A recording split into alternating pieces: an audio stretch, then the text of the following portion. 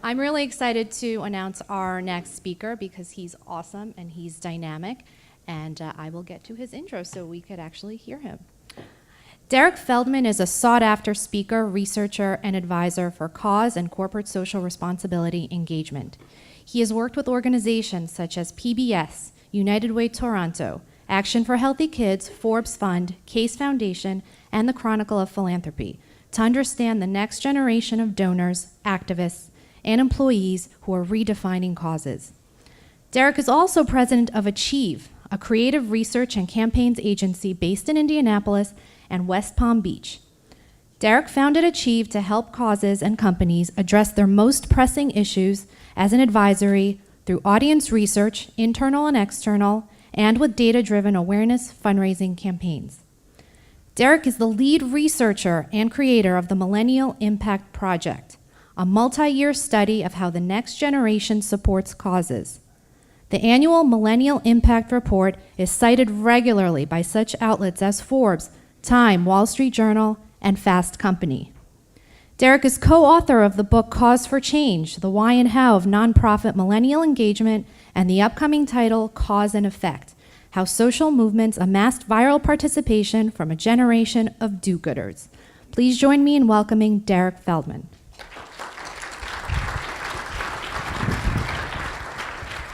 Good to see you. Thank you. Thank you. It was probably about 2 months ago where I decided that you're never too young to bring your parents to work.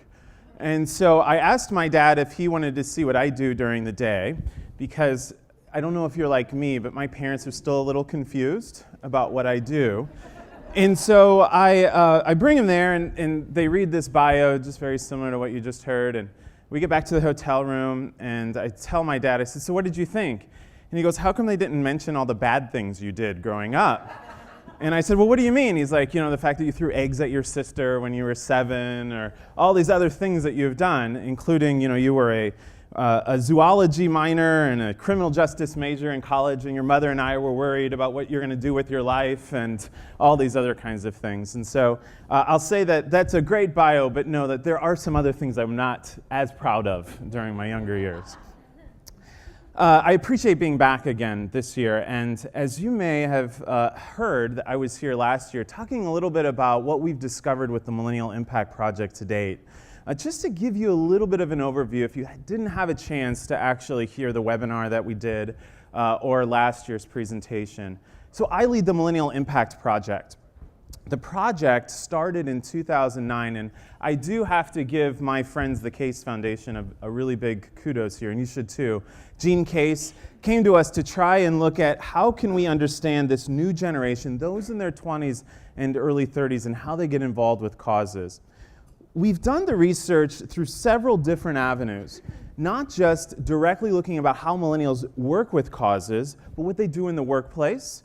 We are actually contracted by the Chronicle of Philanthropy to look at how millennial alumni, right after graduation, get involved with causes and also their universities. And then also we're even looking at other spaces, like the running world. How many of you participate in a run, race, walk ever? Yeah, millennials, 70% of them have, by the way. And so we are working for Running USA to figure out what's the charitable component in there and why do so many millennials participate, either with their friends or independently too. So when you take all of that data together through surveys and behavior tracking and usability testing and 30,000 some later, this is really what makes up the Millennial Impact Project. Last year we started a look at the workplace. When we started the Millennial Impact Project in 2009, we realized that there were 2 primary areas that were influencing cause behavior. One is the peer and individual on their own, so friends, circles, close networks. And then secondly, the workplace. Actually, the workplace, by far, was the most influential participatory piece in most of our panels that we had ever experienced since we started in 2009. Which is why, as when we were talking with the Case Foundation, it was important that we started to look at the workplace much more in depth. So the first thing that we did is that we recruited research partners, companies, some of them are in the room, including AT&T and others, that participated and allowed us to do several things. One is survey employees, take some of those participants, track their behavior over the course of years, and then report back to you what we've found.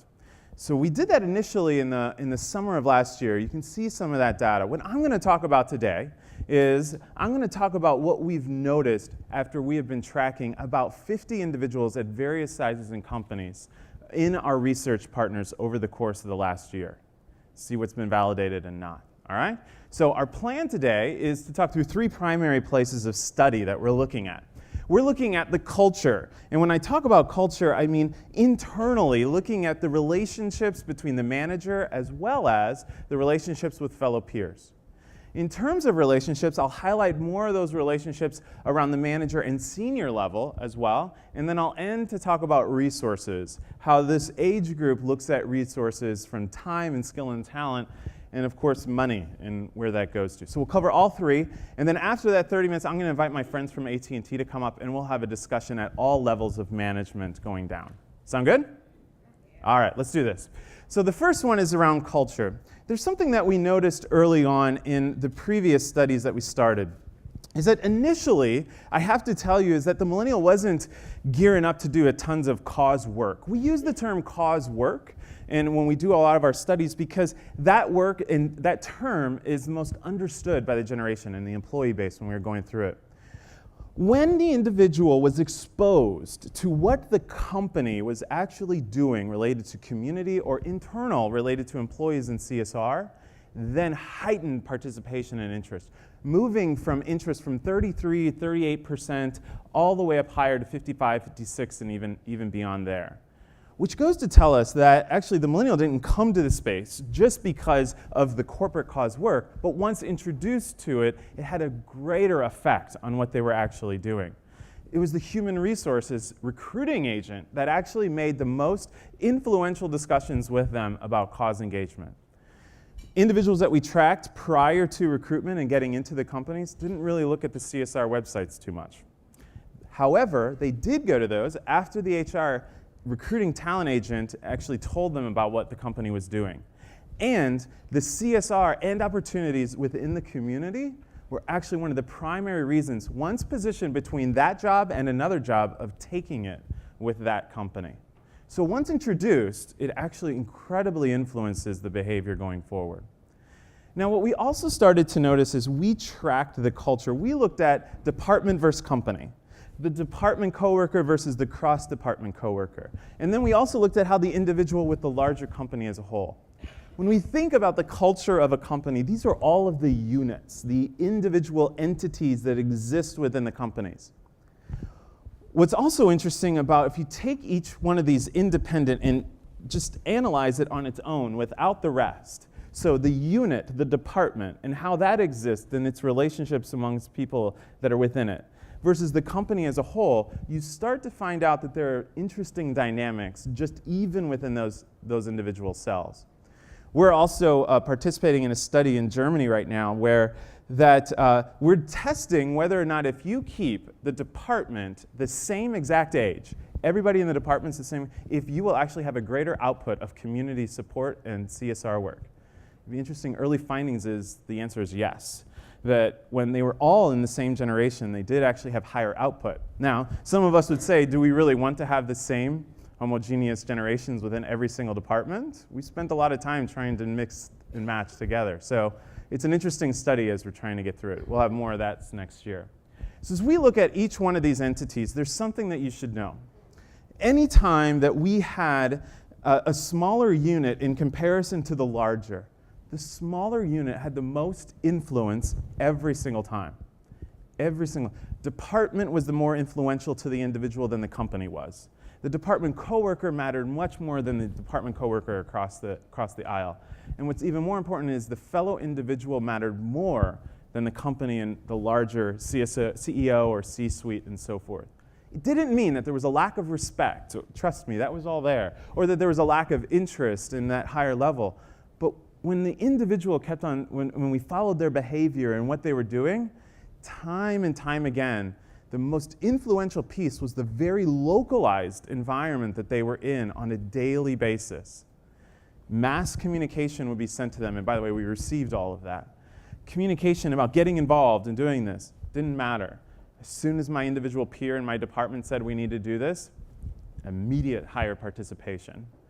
any time that my immediate boss said that this is an opportunity for you, I think that you should take this, higher participation rates and so forth.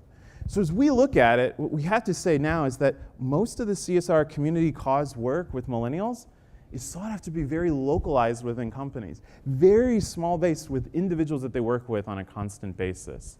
And although directed from the top, it had no bearing on participation rates as much as these individual units did. The other thing is that we had to look at the relationship between the manager and the employee, because as we've all heard, that there are some assumptions that the managers are the ones that are either deterring or excelling or accelerating the types of participation in cause work. And I'm here to say that that is actually true. The manager, the immediate manager, not 2 or 3 steps removed, was the individual that actually changed the attitude of the individuals that we've been tracking, some positive and some negative.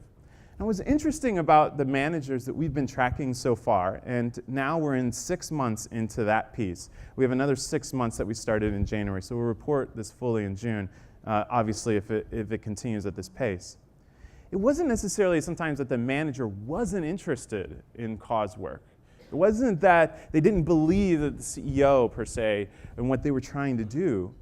What it was is that their own personal experience. We found that if the manager had actually volunteered that year so far, or if they were a very big participant in years before that in workplace giving campaigns and volunteerism service programs, that they were very positive in getting their employees. It was their own personal experience, not necessarily the company and then buying into it, that was actually very influential with the millennial. Which is challenging because not every person volunteers like you all do as well, or gives like you do. They're not participating at rates like that as well. And so as we see this, the attitude and perception of the millennial going into this was definitely influenced by the manager's exposure and their own personal experience more than it is based upon what that company was trying to do. The other thing that I would mention to you too is that we noticed another trend that was happening between HR and managers, especially during the recruiting time frame. Some HR people were very, very excited to talk about corporate social responsibility or cause work, employee volunteerism, all this stuff. And then, of course, if they got to, and heightened up that interest, right? Remember, you saw that parallel, moved up. And then all of a sudden, they move into their department, and the manager is really not as active. You started to see a decline in trust and interest in the leadership of the company. We'll continue to track that to see if that continues through June, but it's been something that we've been noticing, which is really challenging. So differentiating interest levels between HR as well as the management and when they transfer over does impact the individual so far. All right, so that's culture. Now I want to talk about the relationships at several different levels within the actual company. The first one that we've noticed is this peer coworker. This individual that we work with on a daily basis, the one that brings us the bundt cake every Friday, this individual is the one that actually inspires the individual, the millennial, the most to actually get involved. Although we want management to do that, and although we want all these, it is, as it's been corroborated in all of our other studies, that peer individual is the one that actually has the highest interest and also highest differential when it comes to participation by a fellow person. What was also interesting is that in some companies that we tracked, they created a role called the cause brand, that we would basically call a brand ambassador internally. One company, a technology company based out of Chicago, that was a part of our studies and has been, they actually recruit millennials who are part of the CSR Foundation team to be internal cause ambassadors to get, not to just get their participation, but to get their peers. By the way, you should note, this company has 80% of their workforce are millennials overall. Think about that for a minute. So what they would do is that they actually had 4 primary roles that we started to see that this individual naturally morphed into. Whether they took on it from the beginning, they naturally became this. And as we started to monitor the behavior, we noticed these 4 in general. The first one is that they definitely became a promoter of what the company was doing. They, as soon as the company wanted to do some CSR cause work or get individuals involved in volunteerism and workplace giving, they were the first ones to try and promote it to the group. The biggest promoters that they had, even bigger than the managers themselves. The second thing, the role that they started to take on was become the supporter. And by the way, it wasn't supporter of the company, it was supporter of their individual friend within there who is doing cause work. So it would be, hey, what do you want to do? How do you want to get involved? Are you the one that wants to go out, or do you want to use your skills? Do you want to do all these other kinds of things? They became a mentor, a peer supporter in general. The other thing is that they became a really, really good listener. Really good listener. And listener when they heard about complaints, as well as when they heard about opportunities that existed. And then lastly, what we also found is that they became a better institutional connector by saying, you know, I know somebody over here that's doing something similar, or you should get to know each other too as well. This company that created this type of role, and by the way, when they created the role, it had none of this as a part of it. The millennial themselves took it upon to do this role, which kind of goes into the psychology of what we've been talking about previously, if you've heard any of our stuff. As they started to move into this role and take all of these different forms and fashions, we started to notice and see participation increase slowly in all of the company's types of initiatives. You might be wondering, well, why is that the case? It seems very individualistic. Well, this is something we've noticed in the research year after year. Once the individual felt secure in what they were doing with what they wanted, like their cause engagement, then they started to believe and participate more in what the company had as well. And that's natural, as we've seen that also happen in their behavior when it comes to participation individually and then with their friends too in other instances. The other thing is that, as I mentioned, the managers, as the relationship between managers 2 to 3 levels before that, we always heard managers primarily be supportive in face value about what the CSR or community relations type programs existed, volunteerism. What the challenge, though, is as we started to monitor behavior, is that although they were supportive publicly, behind the scenes, it wasn't that they were negative per se, it's just that they lacked the knowledge of actually what was happening. They were not as knowledgeable about how to actually take somebody who has a little bit of interest and do something here in this area. Now the question is that should they be? Well, yes, we hope so, but as we talked to managers, they said, I didn't get hired. That wasn't part of my overall job, is to be the CSR champion per se, but I do like it. I like it, I support it, but I have all these other things I gotta do, and I'm not saying that I'm not trying to avoid it, it doesn't come firsthand to me. The other thing is that how to actually onboard somebody to participate was really challenging for some. And in fact, one of the biggest things that we saw with millennials not participating in programs is because that manager couldn't help them activate into something. So then you would go back and be like, well, the manager's wrong, right? No, when you talk to the manager would say, I don't really know what to do or how to do this or what was supposed to happen. There's a lack of education when some of the company's larger initiatives were coming down and what activation and implementation meant down at the lowest levels when they were there. And then the third thing that was very interesting is what is the actual guideline that exists? Almost everybody, all the managers we tracked would tell, because by the way, we're getting the communication between manager and employee. And you would see that the manager would provide loose guidelines as to what was going on. Loose things that were, I think this is the policy, is what we would see in the email. I think this is what is supposed to, I always liked those words, I think, right? Or I believe this is the case, but you should go ask somebody else. That was the famous couple lines that we saw in 2 companies' managers. This manager almost seemed like he had taken, copied, and pasted. I think this is the case, but I believe you should go talk to somebody else. Which also means that we have a chance of big education with the managers. So again, it's not so much that the millennial wasn't interested. They're actually very interested. The manager isn't disinterested in cause engagement. They're just unknowledgeable about what's going on. The peer coworker. I mentioned this peer coworker, but they also influenced another really big thing. How many of you have unsanctioned philanthropy occurring in your workplace? Yeah. What if everybody's like, absolutely, not our place? It happens, right? It happens. Whether, and I'm not here to say whether it should or shouldn't. I'm just here to report what we see and what we find, which is always like that kind of great position. There's something that started to happen that actually was the most challenging part of that cause brand ambassador system that we saw. Here was the negative, if you want to look at it that way. They were the ones that introduced the most unsanctioned philanthropy in the workplace. So as much as they were promoting company stuff, they were also promoting outside company stuff. They were heavy. These were the do-gooders. Like, these were the ones out there. If you wanted to do something, you talk to them, and they're the ones that are going to get you involved.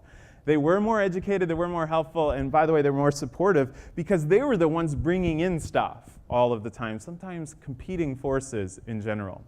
So it wasn't necessarily that they were looking at this in general by saying, all right, I don't want you to participate in the company. It's, I want you to do the company, but I'll also help you find whatever your passion and love is. So notice that when you do set up those systems, those will occur.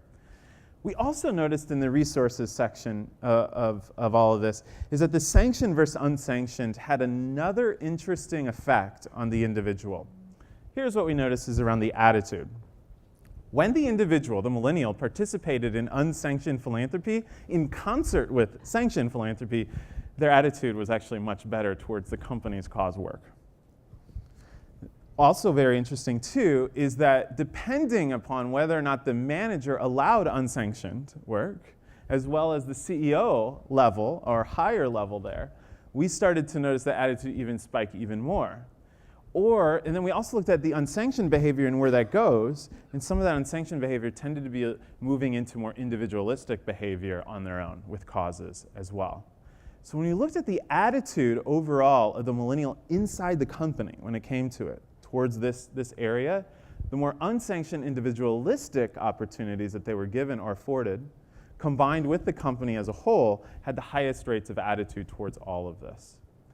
Lastly, I would say too, is that if the manager who was unknowledgeable, didn't know if it was all right to do unsanctioned philanthropy in the workplace, they also were persuasive, really persuasive, only when they had participated in their programs outside as well. So if they were highly active in the community, they were champions about doing your own projects, doing whatever you want to do, which was very interesting versus I don't really know what the company's exact piece was if they were quite there.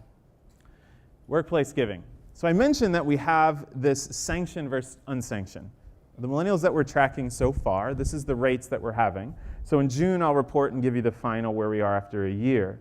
So far, 13% of them are participating in unsanctioned workplace where it's not necessarily parts of the company's programs overall.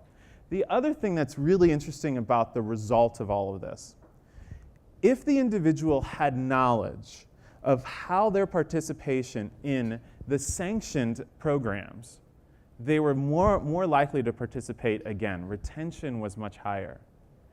If the individual had no knowledge of actually how service or money or time was used, they tended to participate more in unsanctioned other things or on individualistic pieces. Now, this goes into transparency and tangible transparency, because if you remember from last year's conversation, is that the millennial views all assets as equal, right? Skill, talent, time, and money, network. All of those are equal. They all have equal footing. And so when we start to use those and we don't report back, the other thing that's interesting about reporting is it isn't necessarily that the millennial expected that tomorrow life in that cause changes dramatically because of the half hour they gave. What they really were looking for is an update to the effect of their work. Notice what I say, not necessarily knowing that the child was saved tomorrow, but knowing that the cause and the work that they have done is leading them towards some end. So it's your job to try and inform them of the process of their cause work, not necessarily wait till the end to inform of the impact in general. That's what the millennial was looking for, because as we would note early on, we'd say, oh, well, they just want to know the transparent impact of what they're doing. Not necessarily. They want to know along the way that they're using their assets and resources to some end with the individual, the beneficiary, in some manner.